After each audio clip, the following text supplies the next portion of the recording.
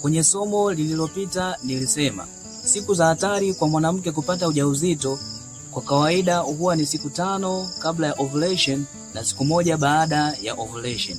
Sasa leo ninataka tujue kwa nini ni siku 5 kabla na siku 1 baada ya ovulation. Sasa hapa kuna sababu kubwa 2.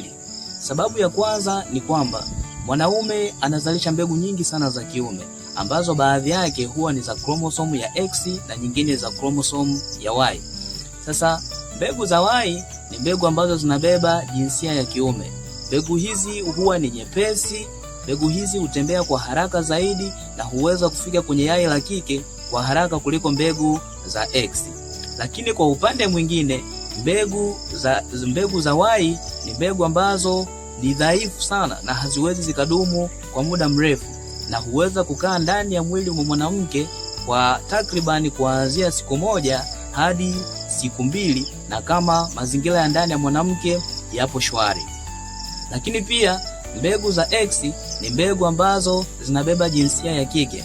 Mbegu hizi ni nzito, hutembea polepole na zinaweza zikadumu ndani ya mwili wa mwanamke kwa muda mrefu zaidi, hasa kwenye ule ute wa rutuba ambao unazalishwa kabla ya ovulation kutokea.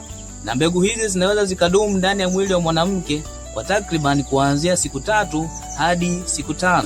Kwa hiyo mbegu za mwanaume zinaweza zikakaa ndani ya mwili wa mwanamke kwa takribani muda wa siku 5 zikisubiria siku ya ovulation kutokea ndani ya mwili wa mwanamke. Na sababu ya pili sasa ni kwamba baada ya ovulation kutokea, yai la mwanamke linaweza likadumu kwa muda wa masaa kuanzia 12 hadi masaa 24. Kwa maana hiyo, siku 1 baada ya ovulation kutokea, mtu au mwanamke ana uwezo wa kupata ujauzito akikutana na mwanaume. Kwa hiyo, kwa kuwa mbegu za kiume zina uwezo wa kukaa kwa muda wa karibia siku 5 ndani ya mwili wa mwanamke, na yai la kike linaweza likadumu hadi kwa siku 1 baada ya ovulation, na hizo ndizo sababu kubwa 2 kusema siku za hatari zinaweza zikadumu kwa muda wa kuanzia siku 5 kabla ya ovulation na siku 1 baada ya ovulation. Umejifunza kitu hapa?